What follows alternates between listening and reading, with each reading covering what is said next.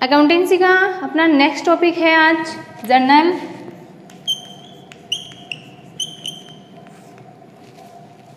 Topic शुरू करने से पहले मैं आप लोगों को कहना चाहूँगी, अगर आप लोगों ने मेरा चैनल सब्सक्राइब नहीं किया है तो प्लीज़ मेरे चैनल को सब्सक्राइब करें, लाइक करें और इस मेरे वीडियो को ज़्यादा से ज़्यादा शेयर करें, ताकि लॉकडाउन के समय में जो बच्चे घर बैठ के स्टडी कर रहे हैं उन बच्चों को इसका लाभ मिल सके। जर्नल क्या है? जर्नल व्यावसायिक लेन देनों को सबसे पहले हम जिस पुस्तक में लिखते हैं वो पुस्तक है हमारी, है ना।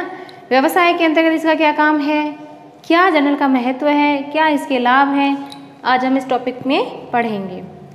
देखो बच्चों, जर्नल व्यावसायिक लेन देन को सबसे पहले लिखने वाली पुस्तक है। इसी पुस्तक के अंतर्गत लेन देनों को दर्ज किया जाता है, इसीलिए इसे प्रारंभिक लेखा पुस्तक भी कहते हैं। प्रारंभिक लेखे की पुस्तक भी जर्नल को कहते हैं, बुक्स ऑफ ओरिजिनल एंट्री। प्रारंभिक लेखे की पुस्तक में जर्नल और सहायक बहियाँ दोनों आती है। जो छोटे छोटे व्यापारी होते हैं, है ना, छोटे छोटे व्यापारी प्रारंभिक लेन देनों को जर्नल में नोट करते हैं, और जिनका व्यापार का क्षेत्र बड़ा होता है, यानी कि बहुत सारे ट्रांजैक्शन होते हैं, वाइड रूप है, तो वो जर्नल से फिर सहायक बहियों में भी एंट्री कर लेते हैं। लेकिन सबसे पहले एंट्री हम कहाँ करेंगे? जर्नल के अंतर्गत ही करेंगे।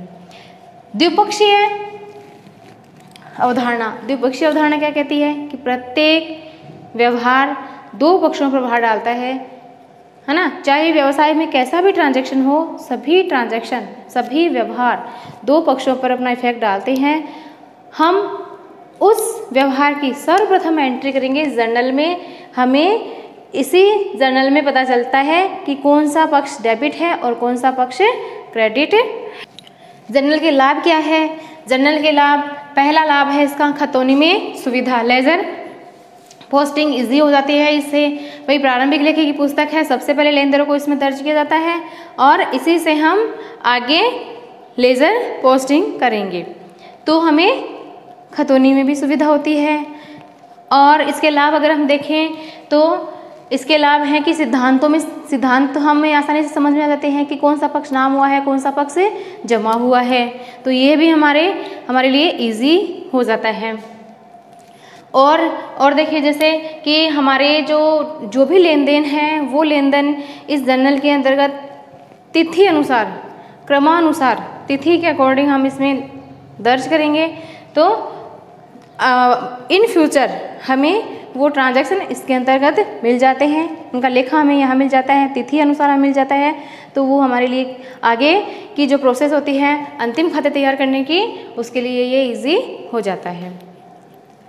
अब देखते हैं कि जर्नल के अंतर्गत हम लेखा करते हैं, वो लेखा किस बेस पे करते हैं। कोई भी ट्रांजैक्शन होता है तो वो किस बेस पे करते हैं।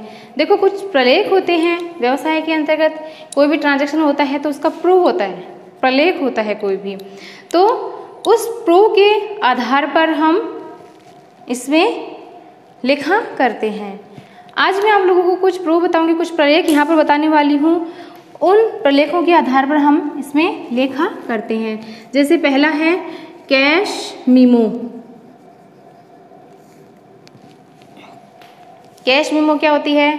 किसी भी व्यवहार का नगद लेन देन किया जाता है, या नगद कोई भी ट्रांजैक्शन किया जाता है, नगद कोई भी ट्रांजैक्शन होता है, कोई भी लेन देन नगद होता है, तो विक्रेता द्वारा कैश मीमो बना करके दिया जाता है। इनवॉइस, जिसको हम हिंदी में कहते हैं बीजक। बीजक क्या होता है? उधार लेन देन, है ना। उधार लेन देन होने पर इनवॉइस दिया जाता है, इनवॉइस के आधार पर हम जर्नल में एंट्री करेंगे। रसीद,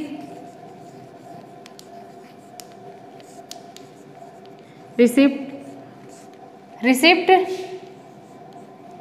जब विक्रेता को क्रेता से पेमेंट प्राप्त होता है तो विक्रेता द्वारा रिसिप्ट दी जाती है क्रेता को, या कोई भी किसी भी तरह का भुगतान प्राप्त होता है, उस भुगतान प्राप्ति के बदले में हमें रिसिप्ट मिलती है ना।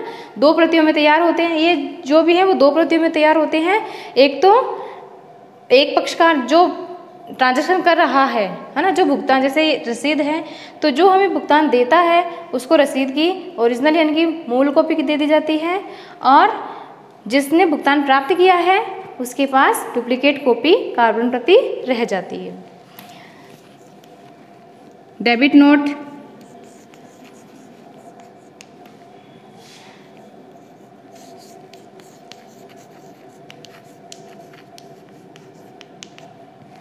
डेबिट नोट जब क्रेता द्वारा माल लौटाया जाता है, यानी कि खरीदा गया माल जो खरीदार है, जो क्रेता है, वो लौटाता है, तो वो माल के साथ डेबिट नोट बना करके विक्रेता को भेजता है।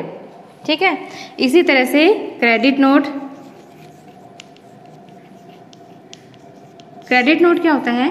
क्रेडिट नोट होता है कि जब माल वापस आता है ना, तो क्रेता द्वारा तो डेबिट नोट बना करके भेजा जाता है, और विक्रेता के द्वारा फिर वो माल प्राप्त करने पर क्रेडिट नोट बना करके क्रेता को भिजवाया जाता है। तो ये कुछ प्रलेख होते हैं, है ना। अब हम पढ़ते हैं जर्नल का परफॉर्मा।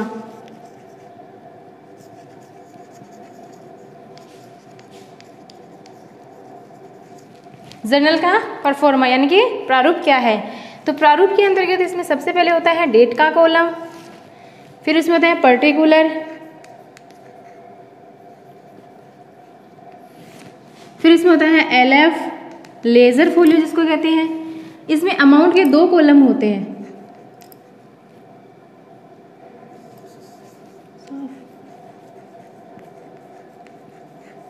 अमाउंट के इसमें 2 कॉलम होते हैं।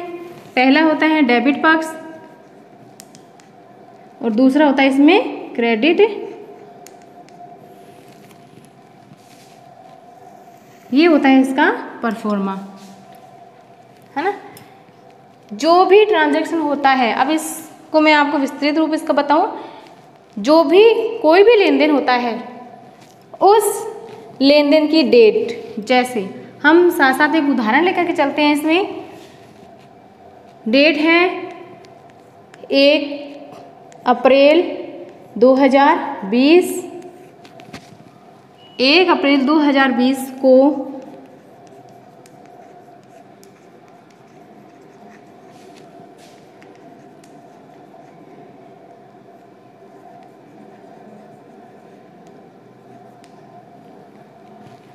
है ना, तो Ram started business 1 lakh capital. Ram ने 1 लाख की कैपिटल से व्यापार स्थापित किया या प्रारंभ किया। तो डेट आ गई हमारी 1/4/20। हम इसमें चाहे तो यहाँ पर लगा लेते हैं अप्रैल 2020 2020 यहाँ लगा लेते हैं। फिर अप्रैल के सारे ट्रांजैक्शन, सिर्फ डेट आ जाएगी, माह है और वर्ष बार बार लगाने की हमें ज़रूरत नहीं होगी। ये हमारा इजी वे है काम करने का। तो डेट आ गई हमारी यहाँ पर आएगा पर्टिकुलर। पर्टिकुलर के अंतर्गत क्या आएगा कि ट्रांजैक्शन जो भी लेन देन है उस लेन देन की एंट्री क्या होगी, उस एंट्री को हम यहाँ पर दर्ज करेंगे। ठीक है। हमारा ट्रांजैक्शन है, राम ने बिजनेस स्टार्ट किया है 1 लाख रुपए की पूंजी से। खातों के नियम मैं आपको पढ़ाऊंगी, आगे एंट्री करने का तरीका बताऊंगी। यहाँ पर देखो मैंने आपको अकाउंटिंग इक्वेशन बताया है, उसमें जो भी संपत्ति हमारे पास आ रही है वो हमारी डेबिट होगी और दायित्व हमारा आ रहा है क्रेडिट होगा। तो यहाँ पर राम ने बिजनेस स्टार्ट किया है, 2 पक्ष प्रभावित हुए हैं। पूंजी 1 लाख रुपए की पूंजी आई है हमारी, है ना। तो 1 लाख रुपए पूंजी के, और व्यवसाय, राम ने पूंजी लगाई है 1 लाख रुपए, व्यवसाय की ये क्या हो गई, संपत्ति हो गई। तो ये 1 लाख रुपए व्यवसाय के पास क्या हो गए, कैश के हो गए। तो 2 पक्ष हो गए, एक तो कैपिटल और एक कैश, 2 हो गए। अब चूंकि कैपिटल हमारी क्या है, दायित्व है। तो अकाउंटिंग इक्वेशन में पढ़ाया था मैंने कि कैपिटल में वृद्धि होती है तो हम कैपिटल को CR कर देंगे। तो ये तो हमारी हो जाएगी क्या, CR। और कैश हमारी क्या है, कैश हमारी संपत्ति है, एसेट्स है।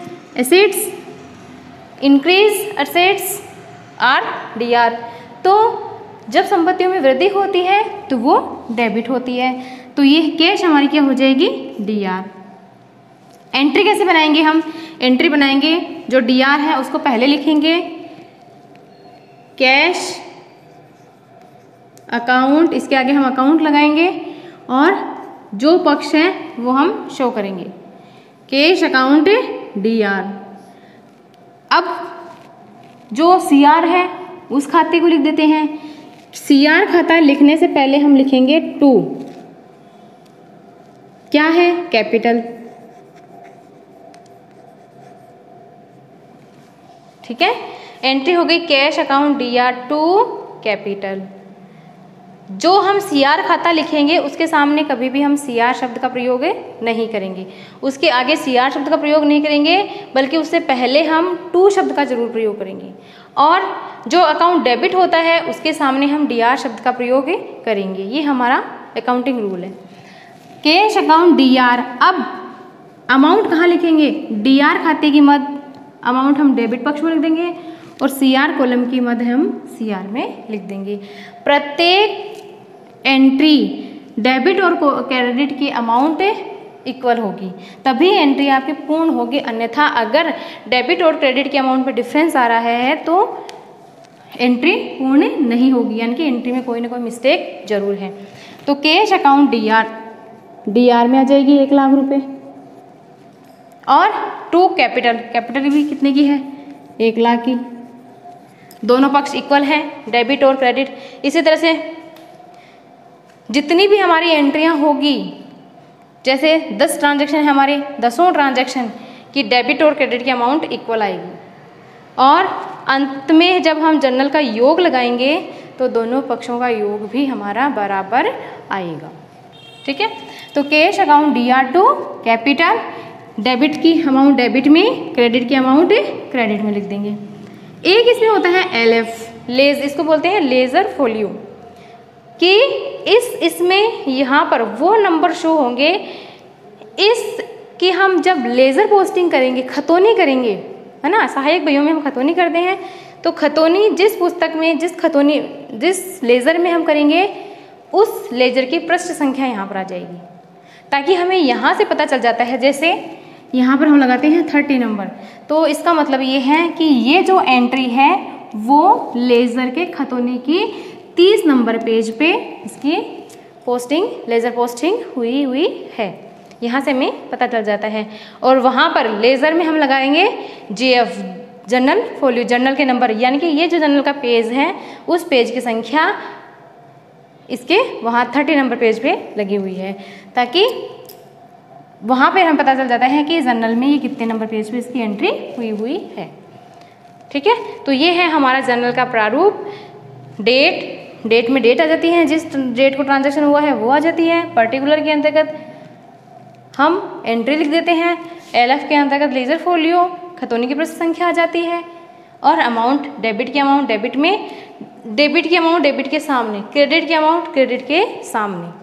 ठीक है, और इसमें इधर डैश आ जाएगा और इसमें इधर डैश आ जाएगा। बिल्कुल ऐसे नहीं कि दोनों अमाउंट आप इधर दिखा दो कि ये 1 लाख ही तो है, टोटल में तो कोई फर्क नहीं पड़ेगा, लेकिन ऐसे शो नहीं होगी। इसके सामने क्रेडिट वाला डैश आ जाएगा और क्रेडिट वाले में डेबिट में डैश आ जाएगा।